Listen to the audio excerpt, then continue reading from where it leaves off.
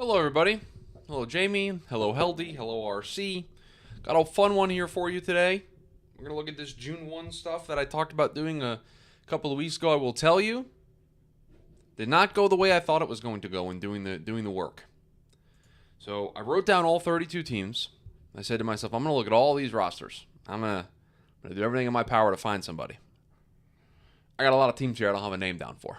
Hello, Janelle. Hello, Tuttle. There are a lot of teams, and I'm okay. We want to do this work together now. If you guys want to join the fun and maybe give me a name that I was not considering, but I spent a lot of time on this yesterday, and there are some teams where there's not a lot of great immediate options that you think make a ton of sense. There are some that I was able to get some answers, and they're not great answers, but I was able to get some written down here.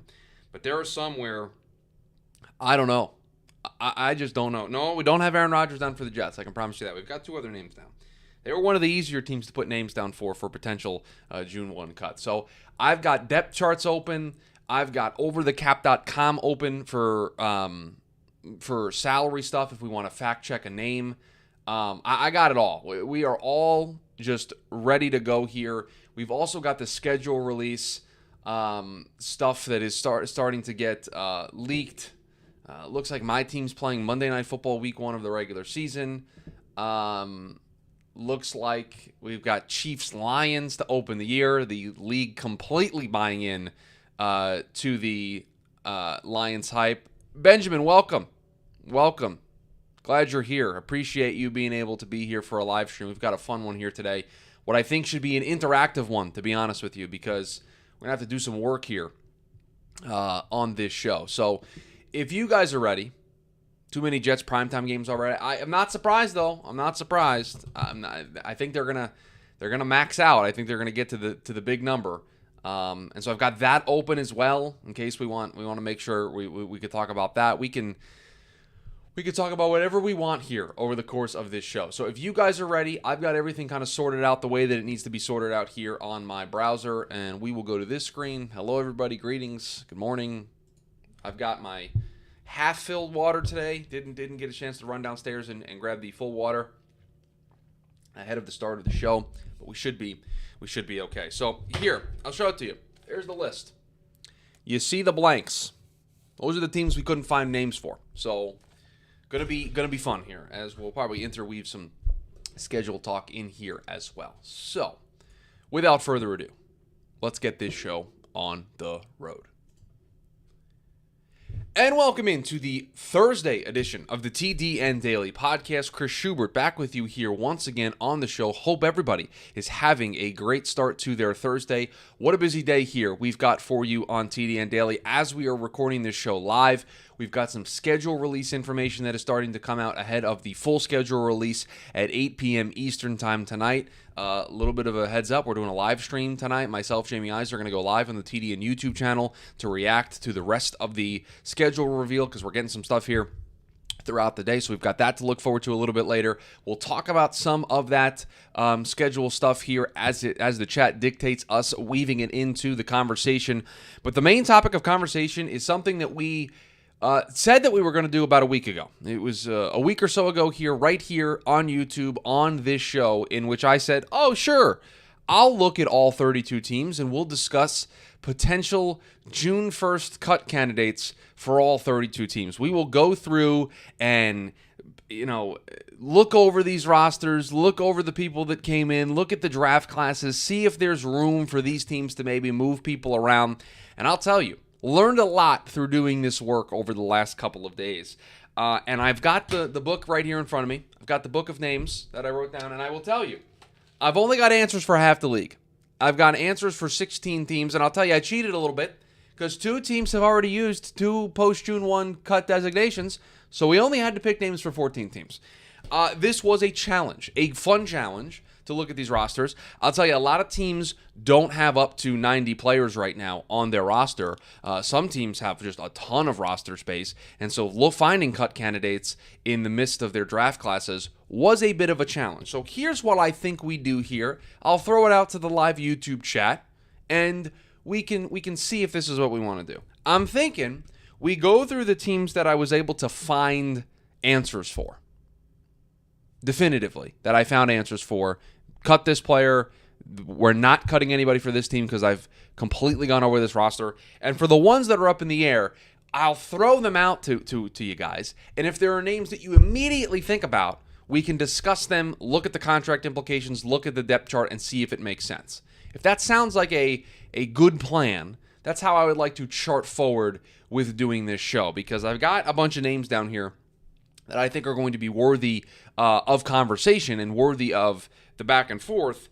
And then there are going to be others that we're going to debate into oblivion, because I don't know what we're going to pick for these specific teams. So that's okay with everybody else. That's how we're going to do this here. And a cheap plug to join us over on the YouTube side of things. 11 a.m. Eastern Standard Time is where we do this show live on the Draft Network YouTube channel, where you can be a part of the conversation. Just like I am throwing it out to the chat right now, you can be a part of the conversation. So come on over and join us there if you have a chance sometime during the week, Monday through Friday, 11 a.m. Eastern Standard Time.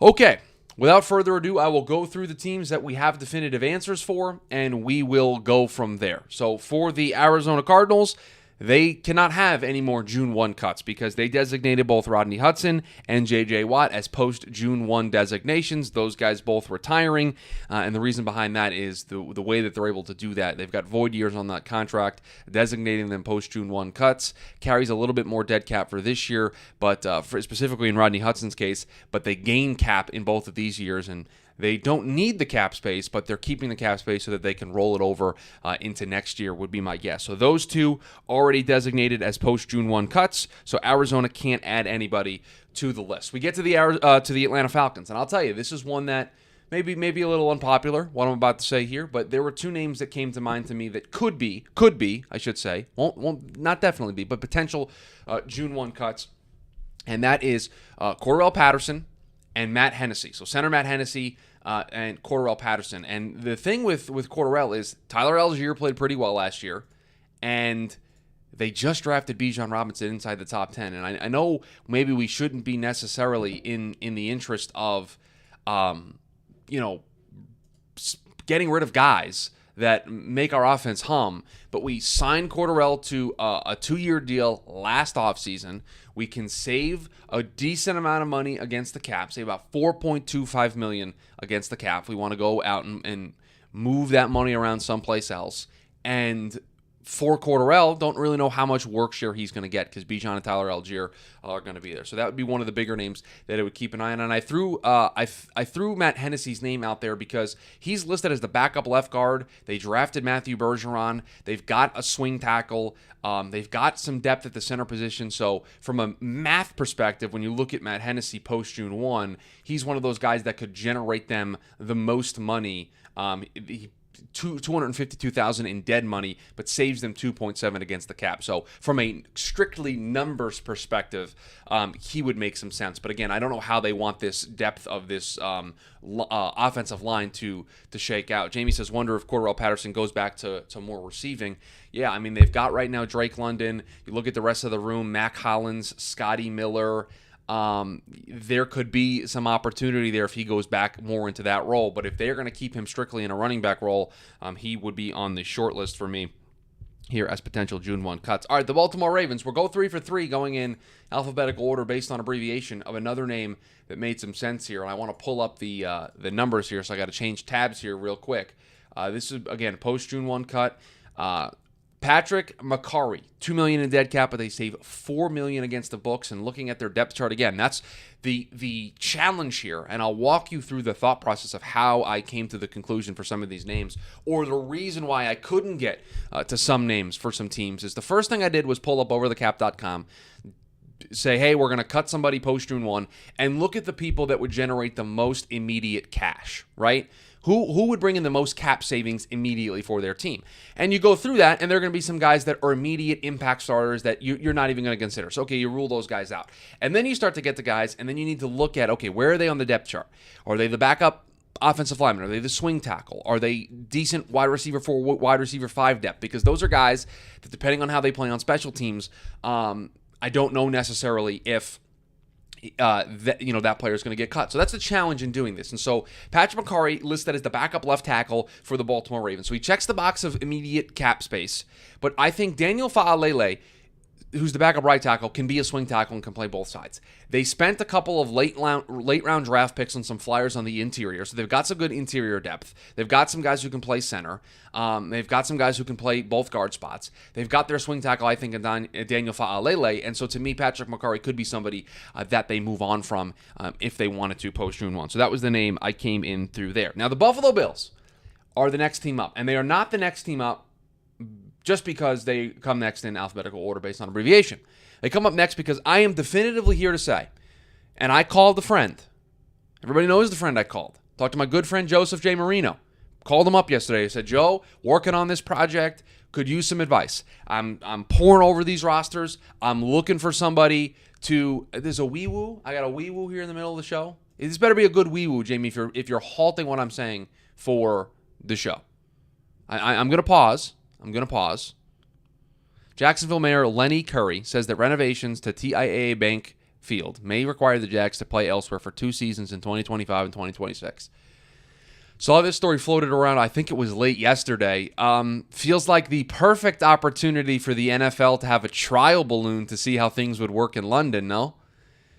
Not that this is, done purposefully, but if there need to be renovations, the NFL can look at this as the perfect test case, the perfect trial balloon to be playing games in London, and they can play the whole season there. They can see the way it works logistically, and they can try to figure it out. So that would be my thoughts on the immediate wee-woo that you provided there on the show. Now, getting back to the Buffalo Bills, what's up to my guy Matt in the chat who just joined us? Post-June 1 cuts, the topic of today's show. So I called my friend Joe. I said, Joe, and I told him what I'm doing. I said, I'm going through all the rosters. I'm looking at all these teams. I'm trying to come up with some post-June 1 cuts. And I'm looking at the Buffalo Bills roster. And I've been looking at it for about 5 or 10 minutes. And I'm like, I can't come to an immediate name. I said, you're my guy. You know the roster in and out better than anybody else. And I threw a couple names at him. He goes, nope, they just signed that guy. Nope, that guy is a core special teamer. Nope. And he's like, dude, he goes, I don't have a name for you. So definitively, I feel comfortable saying the Buffalo Bills will not cut anybody significant post-June 1. So they are going to go into the none category. Now we got to roll down a little bit. We got to skip Carolina. We got to skip Chicago, teams that I didn't have an answer for. We move on to the Cincinnati Bengals, and you see them in the thumbnail. This is one of the easier ones to write down, one of the ones that I thought made the most sense right away. Joe Mixon of the Cincinnati Bengals, running back, is my guy here that I'm selecting for the Bengals as a post-June 1 cut. We know there's the off-the-field stuff that is still lingering about the shooting near his house and all the weirdness and craziness about that story. There were already kind of rumblings that they would move on from him, but here is the straight, just mathematical equation behind this. $2.75 million in dead money, but they save $10 million against the cap if they move on from Joe Mixon. And again, I think they drafted somebody in the 5th round that could be their starter this season in Chase Brown.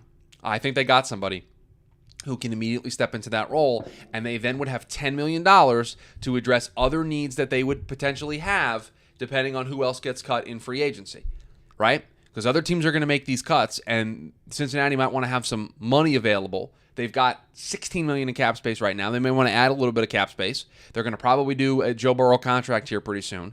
They maybe will want some rollover cap for down the road. So I don't necessarily think that this is completely off the table. So for Cincinnati, it was Joe Mixon for me pretty easily. For Cleveland, it's nobody. They have 2 post-June 1 designations already. It's John Johnson and Jadeveon Clowney, so they can no longer do a post-June 1 cut. Now, is my good friend Jamie Eisner here still in the chat? Because Jamie, this might hurt, this might pain you what I'm about to do. We're skipping Dallas. We're going to the Denver Broncos, and this might hurt you what I'm about to do.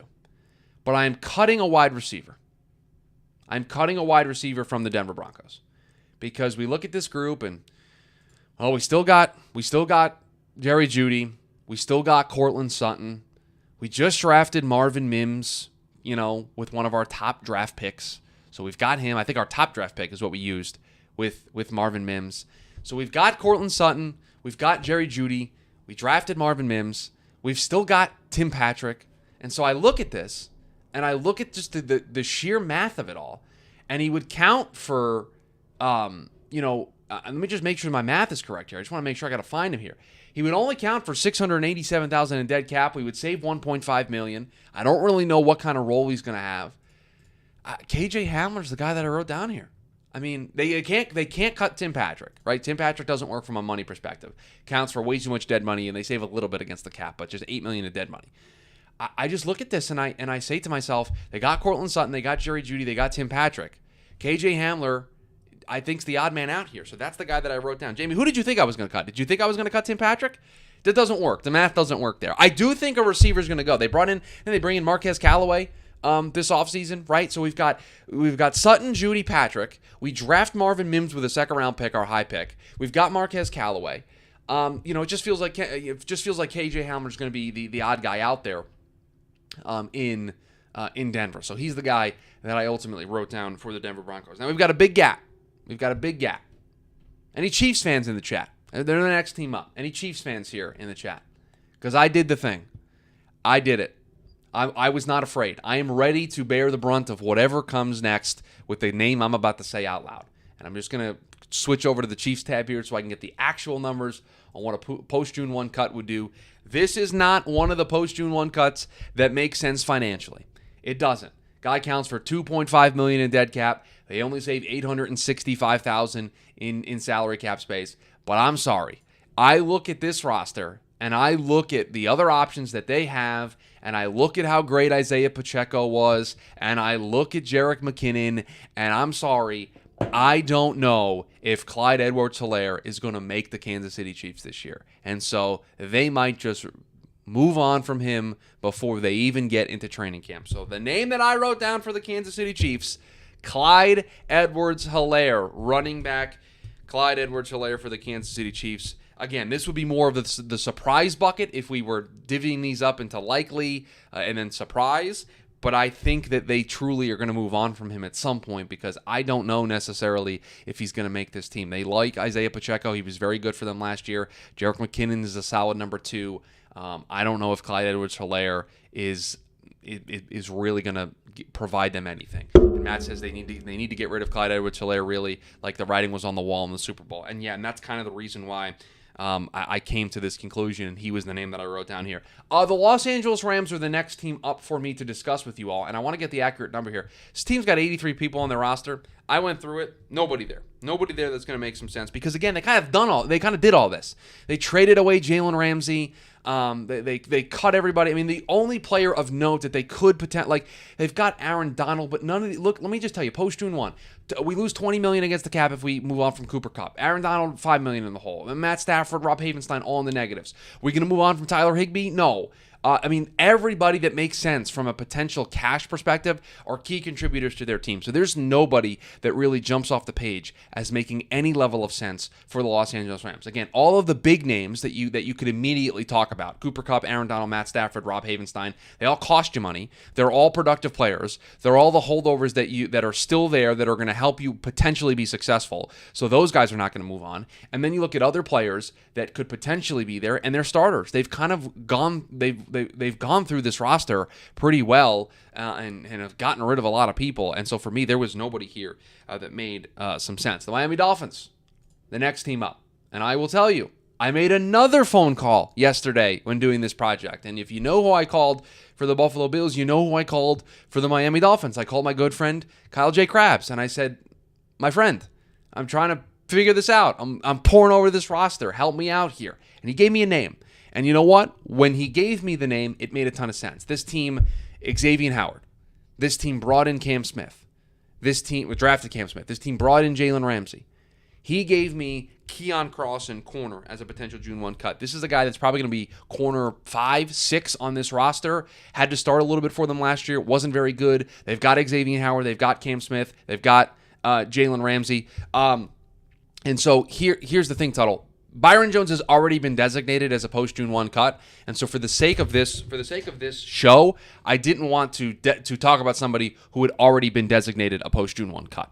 And so they've already decided to move on from him. And so and they've already designated him a post-June 1 cut, and so it just didn't make sense. That felt like cheating a little bit to discuss him. So that's one of their post-June 1 cuts. If they were going to do another, Keon Crossan was the name that, again, was suggested to me. I had a lengthy phone call conversation with my friend Kyle, and we talked about a bunch of different players. I asked him if there was anybody on the offensive line. No, we went through that. Keon Crossan was the name that we ultimately settled on after discussing with him. We've got 6 more teams that I actually have names for, and then I'll give you the list of teams that we didn't have, and if anybody wants to dive deep into one of those teams, we can pull up the roster. For the New Orleans Saints, now this one probably going to be unpopular.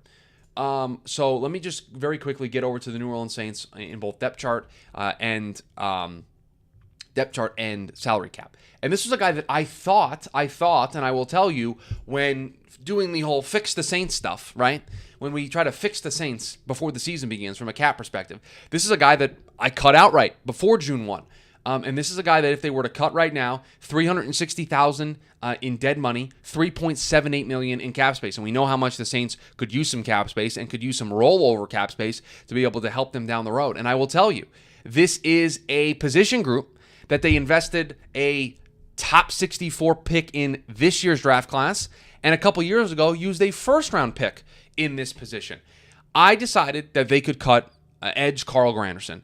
They've got Cameron Jordan on the one side, but on the side where Carl Granderson's going to play, they just drafted Isaiah Foskey with a top 64 draft selection, and just a couple of years ago, they used a first-round pick on Peyton Turner. Got to let the young guys play. They brought in Brian Brzee in the offseason. They've got Nate Shepard. That's their interior. They've got Cameron Jordan on the one side, and I think on the other side, there could be some opportunity here to let the youth play. Let Peyton Turner play. Let Isaiah Foskey play. And Carl Granderson, they can move on for and get about $4 million in cap space and be able to move on. So edge Carl Granderson was the pick for me.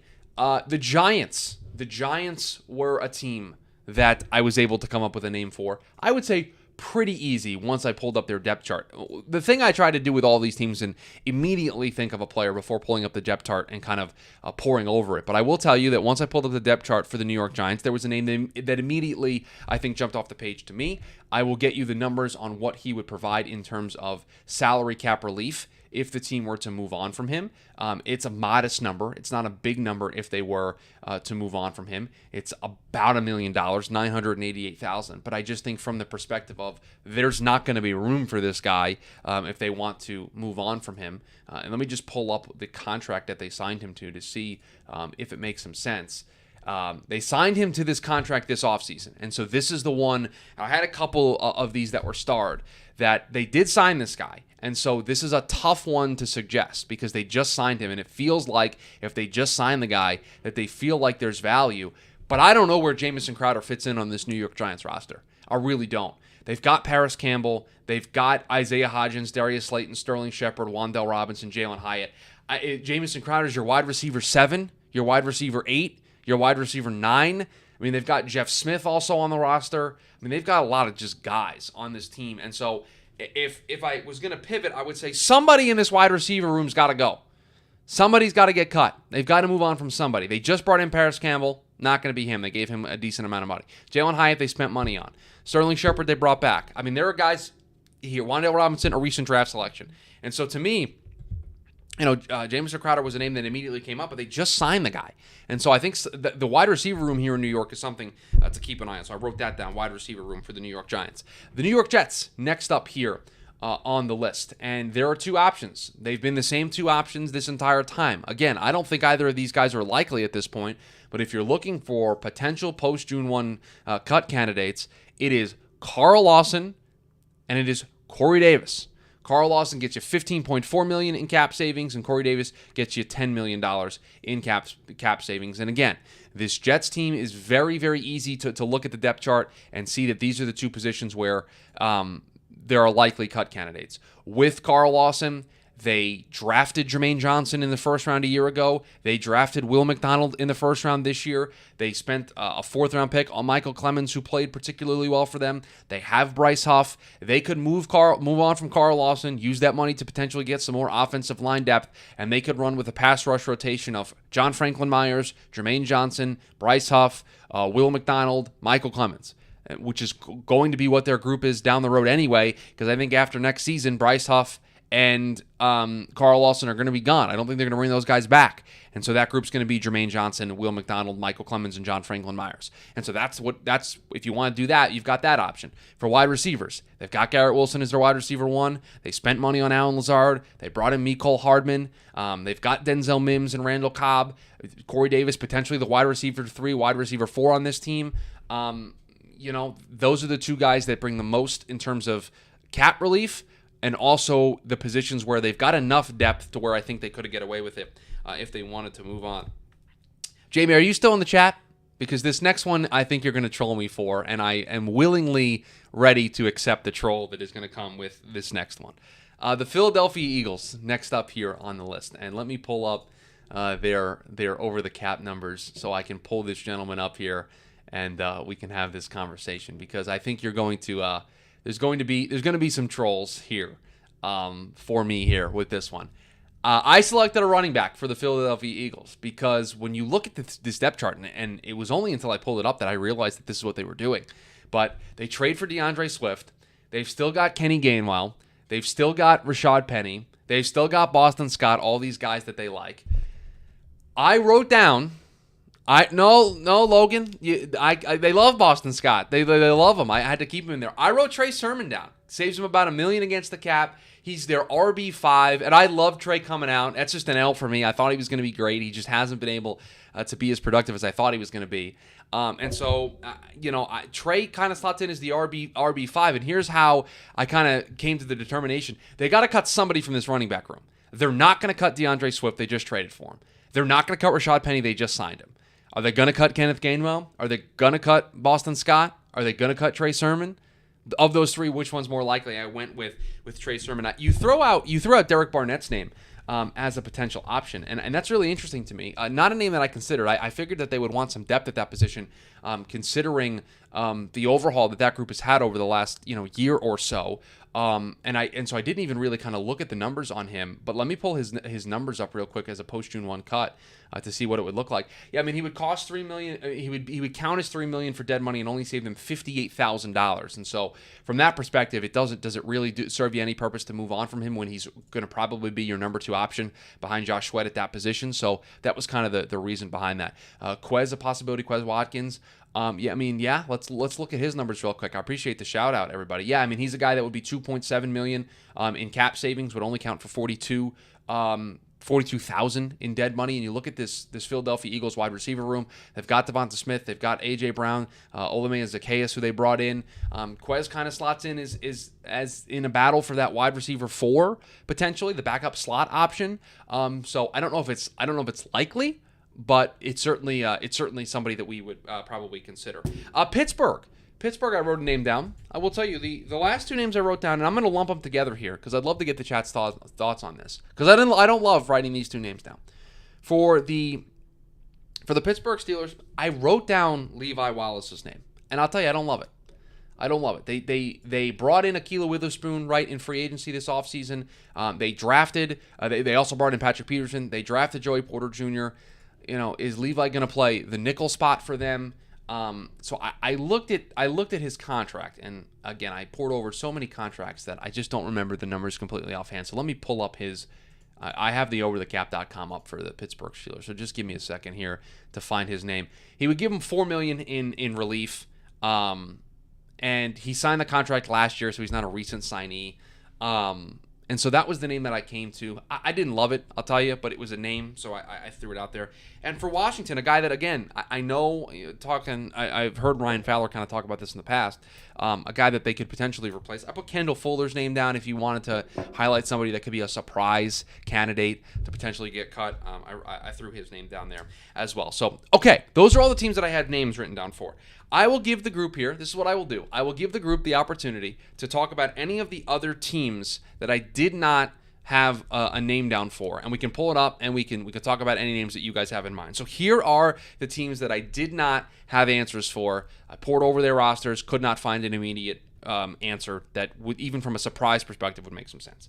Carolina, Chicago, Dallas, Detroit, Green Bay, Houston, Indy, Jacksonville, the Chargers, the Raiders, the Vikings, the Patriots, the Seahawks, the 49ers, the Bucks, and the Titans. So if any of those teams immediately stand out as you think that there's a player that makes some sense to you, would love to hear it, because I can then pull up the stuff, and we can see how this is going to look. In the meantime, while I wait for any of those teams to maybe pique the chat's interest here, this is where we can kind of weave in some schedule talk. The Chiefs are going to open up the 2023 NFL season September 7th, Thursday night, against the Detroit Lions. So the league buying into the Lions hype, putting them there in Week 1, Thursday night action. The first Monday Night Football game was announced today. It is going to be the Jets and the Bills. Aaron Rodgers in his Jets debut against Josh Allen at home at MetLife Stadium. That should be a fun one. The Packers are going to start a Week 1 game against the Bears in Chicago. That's another one from a schedule release perspective. And we also learned that the Chiefs are going to take on the Raiders on Christmas Day on CBS and Nickelodeon. A Christmas triple header that for us this year, and the Chiefs and Raiders will be the first game there on that list. So that's kind of what we're learning at this point. From a schedule release perspective, looks like the Jets are hosting the Commanders at 1 p.m. on Christmas Eve, so it looks like the Jets are also going to be potentially in that window, but that's not sure how that works up, because that game is listed as a 1 p.m. Christmas Eve game, but we know that there's a 1 p.m. Christmas Eve game between the Chiefs and Raiders at 1 o'clock. So maybe they're not at 1 o'clock, maybe they're at 4 o'clock. We'll have to see on that stuff. But yeah, they're starting to get leaks. I think the whole Packer schedule's been leaked at this point. Cowboys are hosting the Commanders on Thanksgiving. Packers Lions in the early window are some of the things that we are learning here. I posted the entire. Okay. So Janelle, I did see that. I did see that post in there. I didn't get a chance to totally look at it. So I'm actually looking at it right now. So at Bears, at Falcons, home against the Saints, home against the Lions on Thursday Night Football, at the Raiders on Monday Night Football, bye at the Broncos. That's a pretty good schedule for the Packers. I think this they kind of drew this pretty well. I'll use this as a tease, and then we can get out of here. Tonight we're going to do the schedule release show. Jamie Eisner, myself, we'll go live a little bit before the official schedule release at 8 p.m. And we'll talk about some of the leaks that have happened and everything like that, and then we'll look at who's got some difficult schedules and have those conversations. But appreciate everybody being here. Appreciate everybody rating, reviewing, subscribing to the podcast. Great week of shows we've had. We got one more for you, the Friday Free For All tomorrow. You guys take over the show. Whatever you guys want to talk about is the focus of the show. So appreciate everybody making this show a part of their day. I'll talk to you all tomorrow. All right, we are into the post show. What would everybody like to talk about here in the post-show shenanigans? A fun little show there for the June 1 cuts. Yeah, I'll tell you guys, what a challenging topic to do. What a fun topic to do. But yeah, like I went through it and I sat down, I wrote all the team names out. I'm like, all right, let's go through this. And I hit some brick walls. I hit some teams where I'm like, man, I don't see a very immediate answer here. I don't see a very likely candidate. We should talk about how much of a weasel Don Callis is. I think you and I are the only two who are going to understand that, but we should absolutely talk about how much of a weasel Don Callis is. Post June 1 cuts are just hard generally. People making moves already preempts it. Tuttle says, I don't see any obvious significant Carolina and #our Lions cuts. No, those are two teams I didn't have an answer for. With Joe being in Carolina, I had a lengthy conversation with Joe about Carolina's roster. Tommy Tremble was a name I threw out there, but I didn't love it, and so I didn't write it down. Lions with 3 Thursday confirmed games and can have No, Matt, that can't possibly be true. Then something's wrong. They can't have 3 Thursday games. They can only have 2. Unless they're not counting Thanksgiving as a Thursday game because they're giving them the week off. And then they're going to give them the 2 other ones. Is that how it works? How big will the Jets hype train be if the Jets beat the Bills week 1 with a big game from Rodgers? I mean, you know the hype train's going to leave the stadium. If they beat Josh Allen and the Buffalo Bills at home week 1 and Rodgers goes off, then yeah. So if Thanksgiving doesn't count, then they can get to a max of 3. That's crazy. I think that's pretty crazy. I mean, I did a show on these scheduling things a while ago where I just was like, this doesn't make any sense. That what should be able that they should just create more flex scheduling for themselves. Chris, I've got a future TDN Daily offseason topic for you, predicting next offseason's 50-year options pickups and declines. You know, Jamie, we did used to do that. I will say this. We'll pull the curtain back a little bit here. It's what the post show is for, right? We'll pull the curtain back a little bit. I have a very tough time figuring out, because there's a ton of things I want to do from a show perspective. I've got my top 10 2024 quarterback list coming out. Once I start watching these guys, my early look at the 2024 class, and I'm going to rank them, predicting next, stuff like that. I have a tough time deciding if it should go into the prospects and props bucket for you and I, or it should go into the TDN Daily bucket, because both shows kind of run parallel. Like, I do more newsy stuff here on this show. We do more reactionary stuff here on this show, but there are some cool topics that I'd like to do, and it's tough sometimes because I think they work for both audiences, and I think they work for both shows. They work for the show with you and I for the banter, but they also work here because of the interactiveness. So it's tough. Like, that's a great show concept, but I think it could work for both shows. So figuring out where we want to do that will be fun. But yes, certainly something that we're going to do on one of the shows here down the road.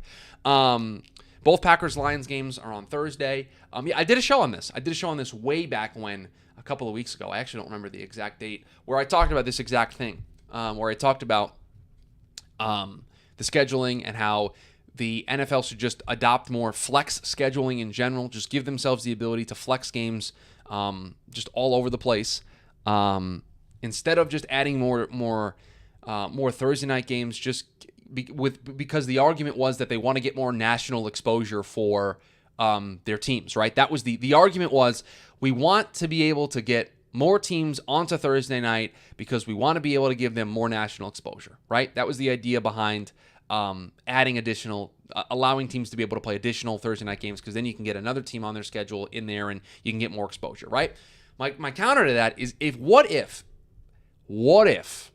you just had flex scheduling all 18 weeks, where if, you know what, these two teams are playing well, these two teams are not, on Monday, we are deciding that the Sunday night game, we're flexing. We're just going to move the game. And you just flip-flop them. I know people bought tickets, and I understand that, so you create a window where it can be like 1 or 2 weeks in advance where you have to be able to make the determination. But I think going to a more flex-friendly schedule where Sunday night can get flexed earlier than Week 12, where Monday night can get flexed earlier than, I don't know, Week 13, Week 14 when they're able to do that. Like, just be able to flex more of your nationally televised games in windows that already are conducive to player safety, right? Because Thursday night is not. And so adding more of teams to be able to play on Thursday night just does not make sense to me. I have always been kind of critical of that. So I did a show on that a while ago. I hate the no new network lock-ins. Leave NFC on Fox and AFC on CBS. I get it, Sportsnut, right? It's how I grew up. AFC was always on CBS. The NFC was on Fox. You know, as I've gotten older, I've just decided that those are things that I probably shouldn't just be that upset about. That those are just very, very low on the totem pole of things to get upset at the NFL about. And so I'll get over it. I'll be fine. It's weird seeing the Jets logo on an NFC graphic, on the Fox NFC graphics that I'm accustomed to. I'm accustomed to the Jets logo, New York Jets being on the CBS graphic over the years. I get it. But it's going to be okay. And the NFL is going to introduce a world heavyweight champion on the network that doesn't have the Super Bowl. It's good. It's good. That is a good crossover joke that I think 2 people got. 2 people understood that reference. So yeah, I mean, this is a fun day when the schedule gets leaked over the course of the day. I'm going to be interested to see. So the Cowboys are hosting the Commanders on Thursday, and the person that is being attributed to that source, the source on that, is the same person who said that the Jets are hosting the Commanders on Christmas Eve at 1 p.m. We've already got a 1 p.m. Christmas game. Does Christmas fall on needs to be a requirement of Thursday night games needing to be teams coming off of bye weeks. Teams coming off of bye weeks. So they would be on a bye week the week before. They would then play on Thursday. And then they would then play the following Sunday. So they would get maximum rest going into the game and maximum rest coming out of the game. All right, Sportsnet, I can get on board with that. I don't know logistically how it works. Christmas is a Sunday, I think. Let me pull up the trusty calendar here in the bottom right corner of my computer. Scroll all the way down to December. No, December. Christmas Eve is a Sunday. So Christmas is on a Monday. So Christmas Eve being a Sunday, which means normal slate. So the Jets hosting the Commanders. Okay, I thought that was good. silly me thinking that they were going to nationally televise that game, that was the implication that was there. No, that's just when the Jets have that game on their schedule. Okay. Sounds like Panthers Saints Week 2 Monday Night Football. Jamie, are we gonna have content for a show tonight if the entire schedule gets released ahead of time? What are we gonna talk about? We're not gonna have anything to discuss if the entire schedule gets released ahead of time. This is craziness. This is absolute insanity. But looking forward to it here on the YouTube channel. A little bit before 8 p.m. Eastern Standard Time this evening, Jamie and I are going to go live. Maybe about 45 minutes or so discussing the schedule. Should be some fun. Yes, because some of these leaks will be wrong, as they always are. Love that. Love that for us. That should be a lot of fun. All right, guys, that's going to do it for us here on this edition of the show. Hope you guys appreciated the post-June 1 cut edition of the show. You know what, Held? It's a great point. We can talk about how good of pals we are.